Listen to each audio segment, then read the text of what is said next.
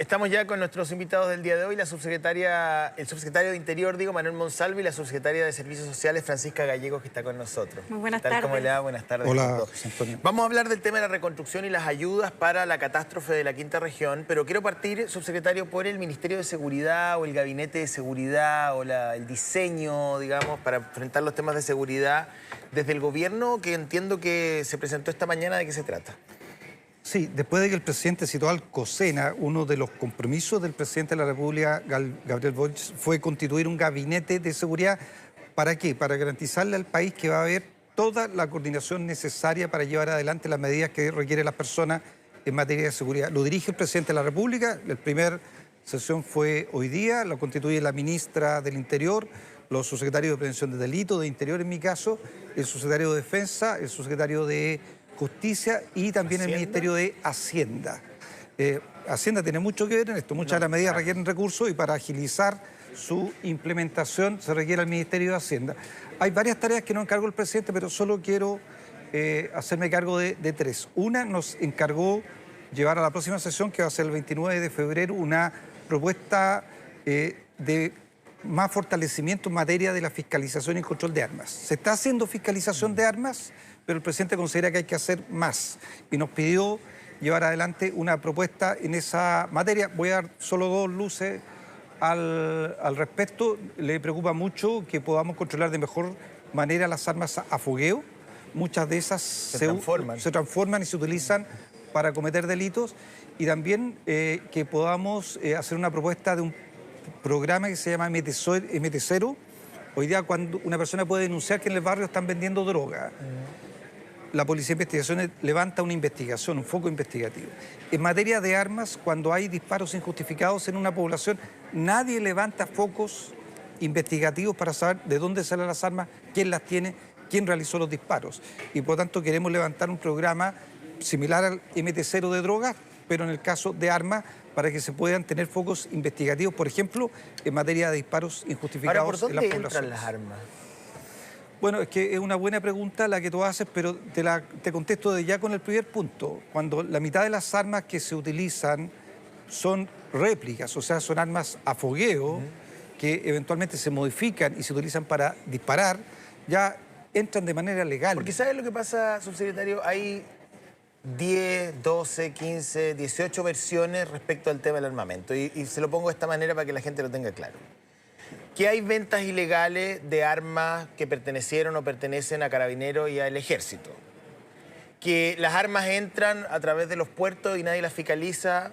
Que las armas vienen en unas cajas de fruta, no tengo idea. O lo que usted dice, ¿no? Que las armas son en realidad armas a fogueo, o incluso hoy día uno puede imprimir un arma en 3D, hay impresoras que imprimen el modelo y que se transforman. Yo te diría... Hoy día, ¿dónde está el origen de las armas ilegales que circulan y que son utilizadas en delitos? Tres fuentes. La mitad son réplicas, o sea, son armas a fogueo modificadas. Ya. Otra parte, una cuarta parte, son armas que estaban inscritas legalmente, que alguien compró, las inscribió y pasó del mercado legal al mercado ilegal, ya sea porque se extravió, fue hurtada, fue robada. Y otro cuarto, un 25%, son armas que ingresan ilegalmente a Chile. Hay que recordar, por ejemplo, la granada que fue utilizada en contra de una funcionaria de Carabineros. Esa granada era de origen peruano. Hace poco en un procedimiento en Santiago se encontró también una granada sin el detonador de origen argentino. O sea, también hay un porcentaje, cerca de un 25%, que son armas que ingresan ilegalmente al país. Por eso es tan importante fortalecer los controles fronterizos. Ayer leí por ahí, y si yo me equivoco, usted me dice que me equivoqué, porque estamos con la franqueza que siempre nos relacionamos nosotros, que había restos de carburante en Peñuela, entiendo, ¿no? Y que eso era un indicador de que efectivamente nadie podría decir que aquí no hubo una intención de, a través de aceleradores, de causar enorme daño que se causó en la Quinta Región. ¿Tienen ustedes antecedentes de eso? ¿Están más claros con el tema de la intencionalidad y dónde va la investigación en ese sentido? Hay muchos indicios, yo diría suficientes para formarse una convicción de que el inicio del denominado incendio Las Tablas Peñuelas tuvo un origen intencional. Yo diría que hay suficientes indicios para llegar a esa convicción. Hay que recordar, sí, que esto está siendo investigado por el Ministerio Público, por lo tanto hay un fiscal que está investigando y un equipo especial de la Policía de Investigaciones que yo diría que tiene un alto nivel de avance respecto al origen del incendio. Hay que ver si con ese origen y con esos antecedentes logran algo que es lo más importante: identificar y detener a los responsables Ahora, del gobierno. ¿hubo concertación, cree usted? Porque una cosa es que un pirómano loco, un tipo demencial, prenda un foco ahí donde hay pastizales, que ya es censurable y se perseguirá igual.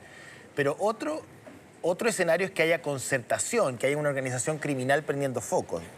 Eso lo tiene que aclarar el fiscal, tiene declarada la causa secreta. Lo que sí puedo decirle a las personas que nos ven, José Antonio, que supongo que nadie en Chile considera aceptable que un incendio que se origina de manera intencional, que termina con 132 personas fallecidas hasta ahora, colectivo.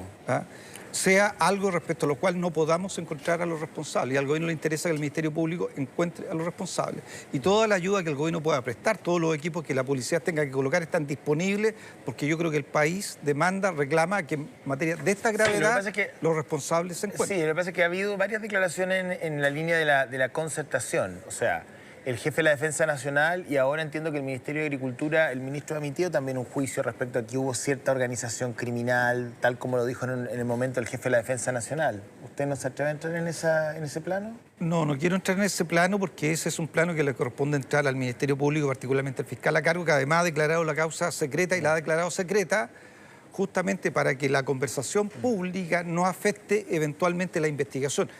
Cuando uno quiere encontrar a los responsables, a veces lo mejor es hablar lo menos posible. Uno es dueño de su silencio y esclavo de sus palabras. Le encuentro toda la razón en ese sentido. Estamos con la subsecretaria de Servicios Sociales, Francisca Gallego, para que nos explique toda la institucionalidad que se va a poner a la disposición de tanta gente que necesita ayuda. En la mañana escuchaba, digamos, a la delegada de la Quinta Región, y ella hacía un análisis que era bien interesante, porque decía, primero, que hay una superficie subsecretaria enorme, usted lo sabe, mejor que yo, pero además hay distintas realidades. Hay vecindarios consolidados, campamentos catastrados, campamentos que estaban para ser relocalizados, otros que estaban para permanecer allí, otros que eran campamentos incipientes. Es decir, dentro de una misma tragedia hay 3 o 4 realidades distintas. Entonces, ¿cómo se llega a las necesidades diferentes que puedan tener distintas familias según su condición? Sí, bueno, nosotros desde ya hace un tiempo, junto con el Ministerio de Interior y Senapred, fuimos preparándonos con la institucionalidad adecuada para poder pensar los tipos de respuesta en función de cada una de las etapas frente a un desastre. La primera era la contención, poder eliminar el fuego, cuidar, salvar las vidas. La segunda, que ya es la etapa de rehabilitación, donde entra el Comité de Ayudas Tempranas, que está conducido por el subsecretario Monsalve y donde la Subsecretaría de Servicios Sociales participamos. Y posteriormente viene la etapa de reconstrucción. Particularmente, nosotros estamos actualmente hoy trabajando intensamente en el Comité de Ayudas Tempranas, primero para poder definir con exactitud cuál es la magnitud de esta catástrofe. Según los datos de la ficha básica de emergencia, ya hemos catastrado más del 90% de las personas y familias afectadas. Estamos en un total de 7.280 hogares. Es muy significativa la extensión, y de estos 7.280 hogares, más del 90%, es decir, 6.665 hogares de las 3 comunas, tienen afectación total. Es decir, lo perdieron todo. Y junto con el proceso de identificar y cuantificar de manera precisa a través de esta ficha, ya viene el proceso de definición de cuáles son la serie de ayudas. Por un lado, el retiro de los escombros, que se está avanzando; posteriormente el repertorio de ayudas económicas, donde ya iniciamos desde la semana pasada el bono de recuperación y que va a continuar esta semana, y desde el día de ayer ya anunciamos también un conjunto de ayudas que van en la línea social para poder abordar las necesidades de los niños y niñas. ¿Se va a reconstruir en el mismo lugar?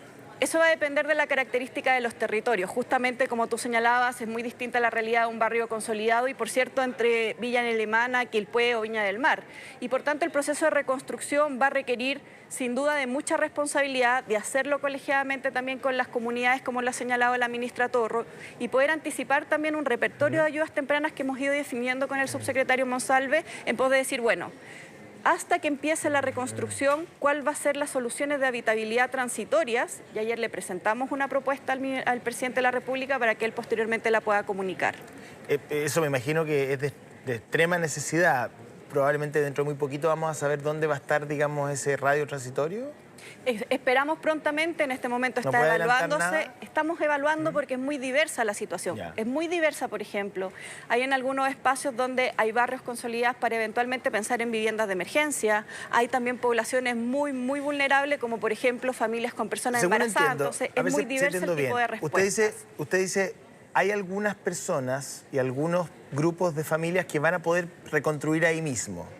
Otros que no, o sea, hay otras personas que van a tener que ser necesariamente relocalizadas. Quería preguntarle por la seguridad. Fíjese que me comentaban que ha habido algunos eventos de saqueo. La gente en algunos lugares, hoy día veía un grupo de personas que tenía una discusión con el diputado Ibáñez también y le exigían mayor presencia del gobierno o mayor presencia de agentes de seguridad. La gente tiene miedo de que le tomen un terreno, le roben lo poco que le queda. Yo entiendo que hay toque de queda y tal, pero al parecer para muchas familias no es suficiente. Hay 3 prioridades que estableció el presidente, ¿no? Lo primero es ya el retiro de los escombros, donde hay un avance significativo. Posteriormente, los dispositivos de seguridad, que aquí el subsecretario Monsalve podría como comentar más detalladamente también cómo se ha ido reforzando y se ha establecido la coordinación.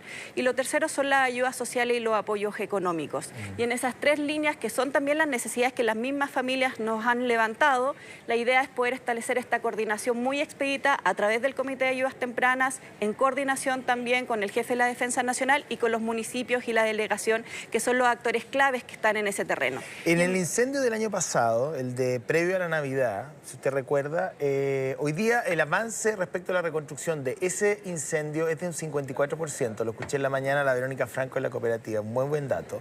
Porque eso hace pensar que más o menos un plan de reconstrucción a partir de un incendio de estas características tomaría 2 años. O sea, si del año pasado hemos reconstruido el 54%, quiere decir que cada año se avanza a la mitad. ¿Más o menos ese es el plazo que ustedes manejan? Justamente, bueno, la ministra Toro está encargada del Comité de Reconstrucción y lo que ella nos ha mencionado y ha subrayado que podamos transmitir, ¿no?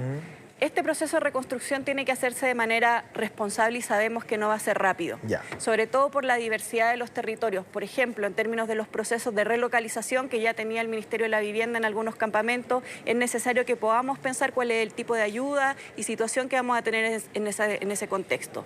Pero en los barrios consolidados también tenemos que ser creativos y pensar cómo vamos a recomponer esos barrios. Entonces, primero que todo, señalar que va a ser un proceso responsable. Segundo, con participación de la comunidad. Es necesario escuchar qué tipo de soluciones se están pensando y proyectando, cuáles son los requerimientos que se instalan y, por cierto, también va a ser largo, ¿no?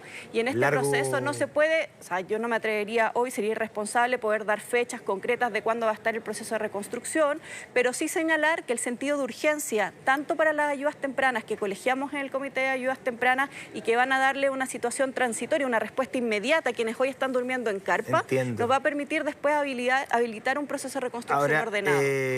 Nada, bueno, después le voy a preguntar respecto al suelo disponible, porque uno se pregunta, bueno, que hay una intención de relocalizar personas, pero ¿está la cantidad de gente afectada? ¿Está la cantidad de superficie quemada? Que relocalizar o reubicar o reconstruir, ¿hay suficiente suelo disponible en lugares seguros, que no sean vulnerables a nuevos incendios o nuevas catástrofes, que puedan hacer una vida, digamos, colectiva, familiar, de una manera eficiente? ¿Sí? Sí. Creo que hay, dentro de la tragedia, en la pregunta que tú haces, hay un escenario más favorable del que tal vez pensamos en un inicio. Porque de las más de 7.000 familias que están catastradas, la mayoría de ellos, un porcentaje muy pequeño, está en campamentos no catastrados, muy pequeño. Yeah. La mayoría de esas 7.000 familias estaban en loteos regulares del Servio, Sí. estaban en campamentos catastrados por el Servio que ya estaban trabajando para radicarse ahí y por tanto tenían terreno, o estaban en campamentos del Servio, catastrados por el Servio que se iban a relocalizar y por tanto se le iba a construir vivienda en otro lugar. O sea, la mayoría, Había data. La mayoría Claro. de esa familia tiene un trabajo con el Servio que les va a permitir, digamos, aspirar a tener una solución definitiva. Pero yo creo que lo importante, a propósito de lo que contaba la subsecretaria, la gente se pregunta dónde está el Estado. Yo creo que es una pregunta que se hacen y que yo la he escuchado en varios medios. ¿Dónde está el Estado frente a una tragedia de esta magnitud? Y yo quiero entregar solo alguna respuesta respecto a ello, además de las más de 7.000 catastros que ya ha hecho el Ministerio de Desarrollo Social, para lo cual ha ido a terreno. 2.000 FIES por día, pero está Primero el retiro de escombros, 85.000 toneladas de escombros que hay que retirar, se han retirado 45.000.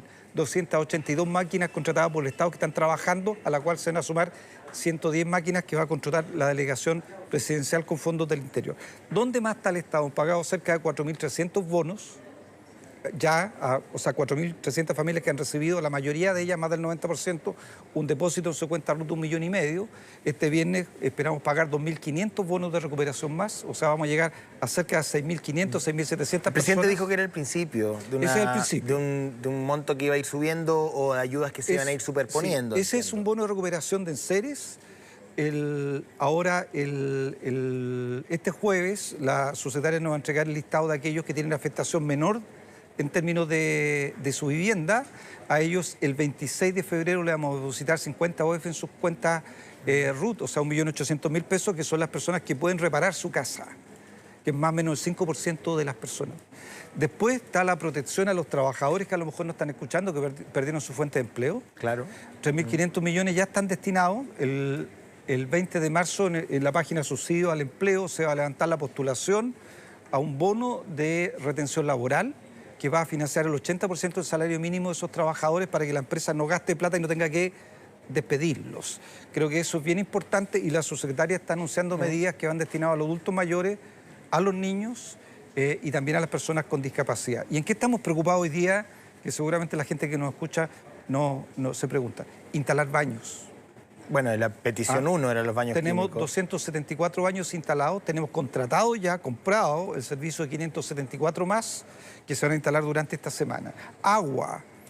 Yo me reúno después de que salga de aquí, me voy a reunir con el gerente de VAL por instrucción del presidente de la República, porque le estamos pidiendo a VAL hacerse cargo de proveer de agua con camiones de aljibe a los estanques que se están instalando para que todas las personas tengan agua potable a menos de una cuadra. Hay extensión de cuenta Sí.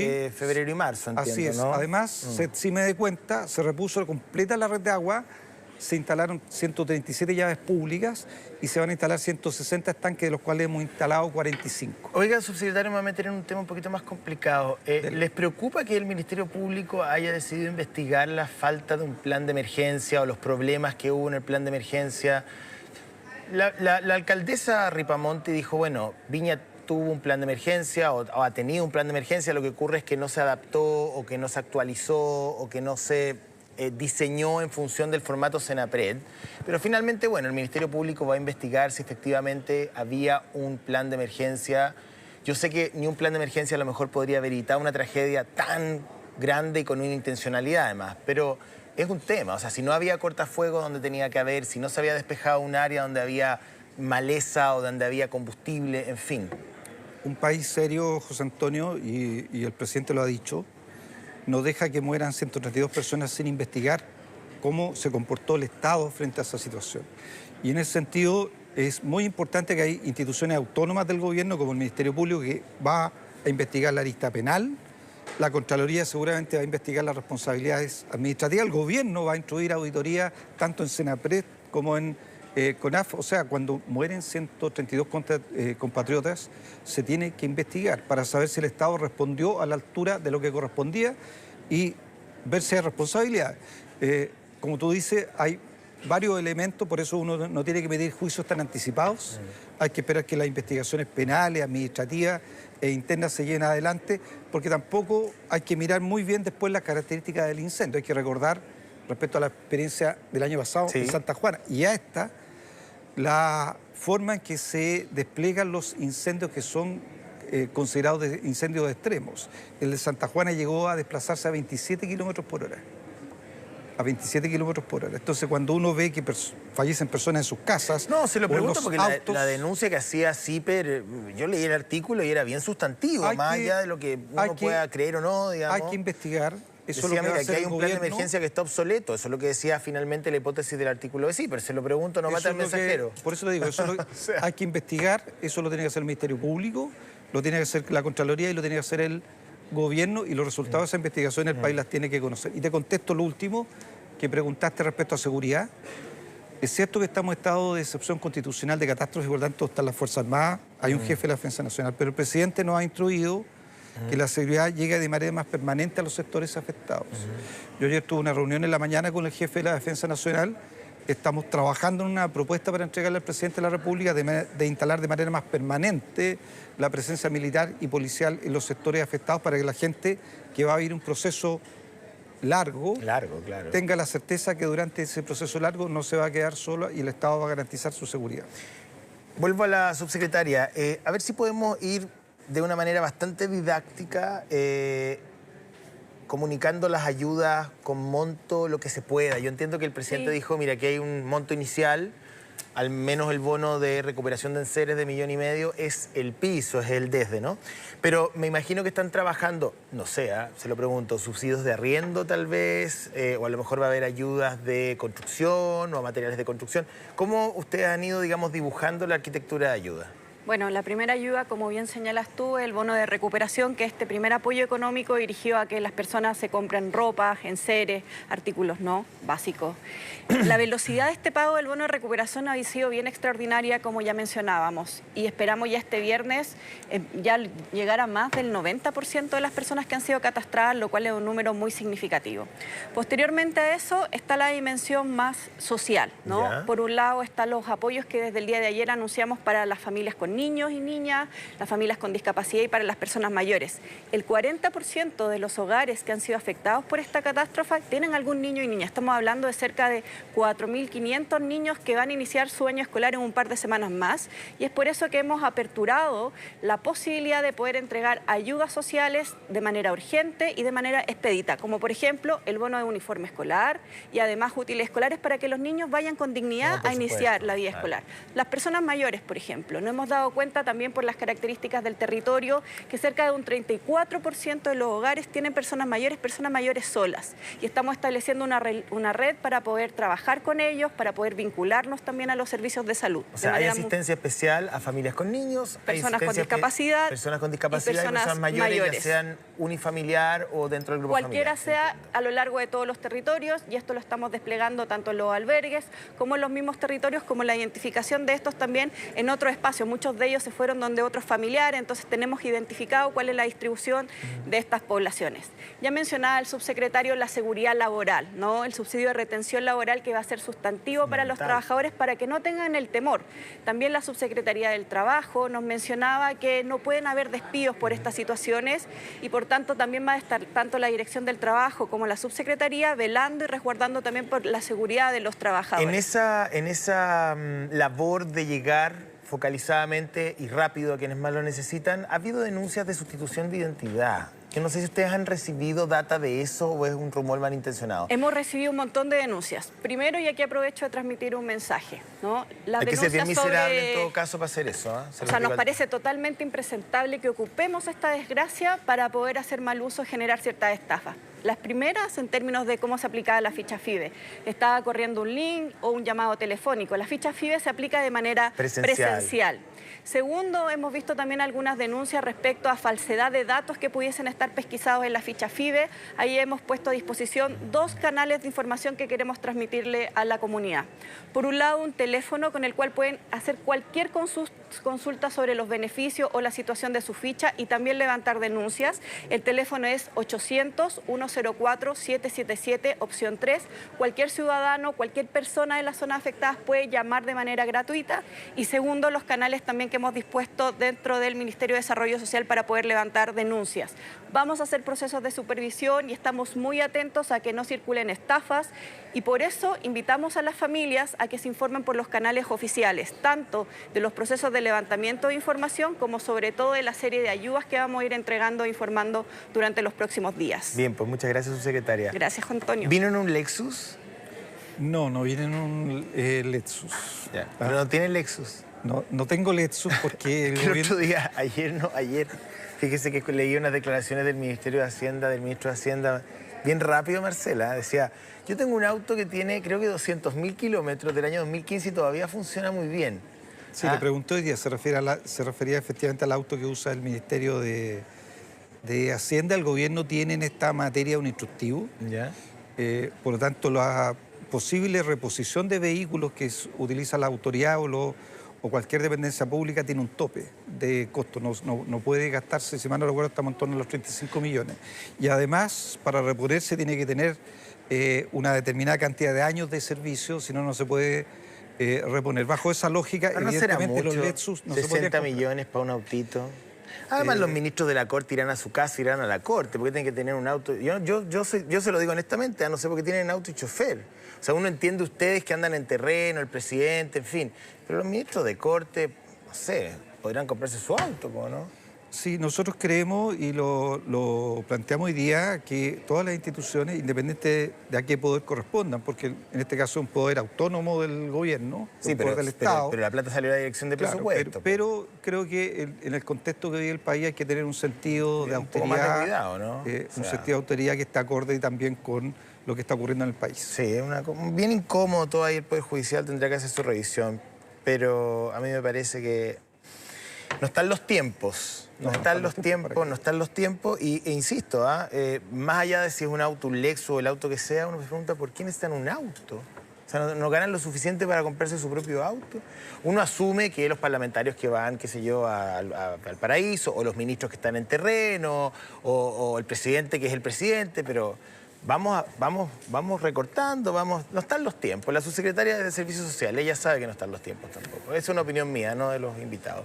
Muchas gracias. Muchas gracias muy a ti, bien. Muchas gracias, don Antonio. Señora Bacallego, un gusto haberla entrevistado por primera vez. Gracias. Vuelva cuando quiera. Muchas gracias. Feliz de Porque en venir a realidad es un contarles. servicio súper sensible para la ciudadanía el suyo. Muy sensible y urgente. Entonces, darle dignidad y respuesta rápida a la No, ciudadanía. y información, o sea, personas que fueron estafadas por el link o falsos, damnificados, o sea, este tipo de espacios puede evitar una estafa, ¿me entiendes? Y que la ayuda llegue a quien tiene que llegar.